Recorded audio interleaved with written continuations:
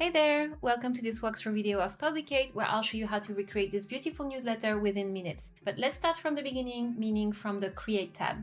So you see here that we invite you to drag and drop content in the middle to start creating. And there are a few places you can drag and drop from. For example, this element menu, where you can drag and drop, say, a heading. I will need this on my newsletter, so I'm dropping it right now. And you can also drag and drop text, which is also something I will need. And as well, call to action buttons, images, links, videos, documents, dividers, social share, social links, spacer, and add different types of rows. Then you can also drag and drop from your library, where you have uploaded your documents, video, and images by clicking the file button, then selecting something from your computer, or you might have added links by just pasting the link here at the top. And another place you can drag and drop from is the Discover Assets tab, where we offer free design elements, which are snippets of templates, if you will, that you can edit as much as you want, but also royalty-free images and GIFs that add a lot of engagement to your newsletter. And I'm actually using the royalty-free section to find my tech header. That's the one I had on my newsletter. And you'll notice that I can drag and drop anywhere, basically. So as I move my mouse, different target drop zone appear, and I wanted the header at the top, so I'm releasing it here. And we offer an image editor, so you don't need to worry about the size of your images. You can crop them, edit them, resize them within Publicate. And now let's edit my title. So that was the May Tech Roundup. And we want to style it. So to do this, I'm just hovering on this H1 element, clicking the editing pencil, and then changing the color. I'm using one of my brand kit colors, which is something I've set up earlier in the brand kit section here at the top. I really recommend that you use the brand kit because it allows you to preset your newsletter styles. And then I'm going to change the font size by clicking the minus button, but I could also move the dot here. And next we want to edit this paragraph, so just copy pasting from our newsletter example here. And you can see that as soon as I start editing the text, an inline text editor appearing at the top. That's another way to edit your text, and this is how I'm centering the text. So next we have two columns with links. There are two ways of doing this, and actually the second one is faster, but in case you've used a different email builder and you're used to something else, I'll show you one first. So I'm just taking a 2 columns row and then clicking add content, selecting web link, same thing on the other side. Okay, and now I'm just going to grab the link of the first page I want to share, pasting it over here. Super, and now same thing with the second one. Great, so that was easy enough.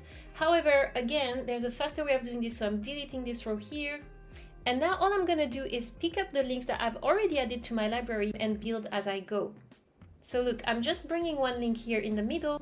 And now to create the second column, I'm just going to take the second link and bring it to the side. And that's it, we're done. And what's great also is that when you use links, we scrape for you the image cover, the title, the description, and the source. And I don't even need to manually edit them because I've already preset the styles of my links in my brand kit. I have preset my title, description, I've added social share options, and I've chosen the 5 icon link here. I could have chosen a call to action button. Okay, so next we have a call to action button. And to do this, I'm simply drag and dropping my button underneath. And now I just need to change the prompt and style it.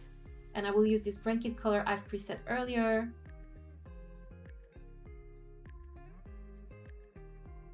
And there, of course, you would add a hyperlink probably to your website or your blog. I'm just using YouTube as an example. And another pro tip here is that you can save content you've created, so you'll be able to reuse it on other newsletters. So for example, I might use this button again on different newsletters, and I can save it by just clicking the bookmark icon over here. And you can see that I can even save this to my brand kit. Now when I do this, I'm redirected to the saved element section with the button filter, but I can also check all elements that I have saved before, and you can see that I have saved so many things when I was creating other newsletters, and all of these I can just drag and drop on other newsletters. So this is super helpful. Moreover, you can mark some of them as part of your brand kit. So you see this palette icon here. This means that those elements are also part of my brand kit, and I would find them in the brand kit section over here.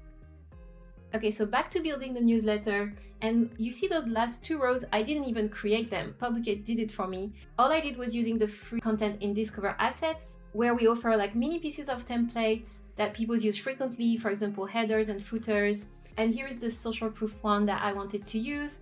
Perfect. And then I wanted a typical footer with social links option and also an unsubscribe option.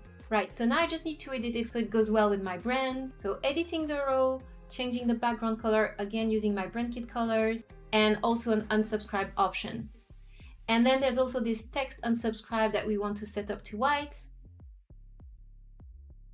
And of course, you'll want to set up your unsubscribe email here. So all I'm doing is selecting the word and then going to the hyperlink option and adding my mail to type of link. So this one always has the same structure. You'll just need to replace your email address here, then question mark subject equal unsubscribe. So you'll know that people want to unsubscribe from your email list. Another final touch is to set up our newsletter background color.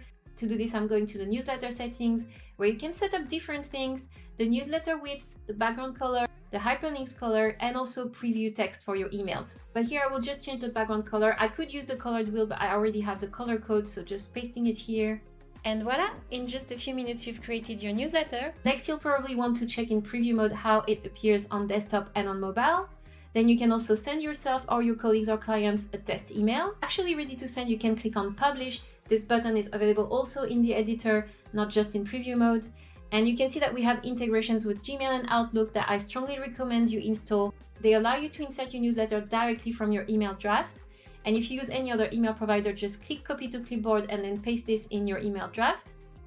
And then below you'll find some alternative, for example, using the share URL, which you can use pretty much everywhere. For example, on social media, internal messaging apps like Microsoft Teams or Slack, and even via text if you have your recipient's phone number. What happens when people click the link, the newsletter opens in their browser, no matter the device they use, and we collect analytics from there as well. And that's a wrap for this getting started video. I hope this was helpful. We have a lot more video tutorials and help articles up there in our help section. And of course, you can always chat with us. We love to help, so feel free to reach out.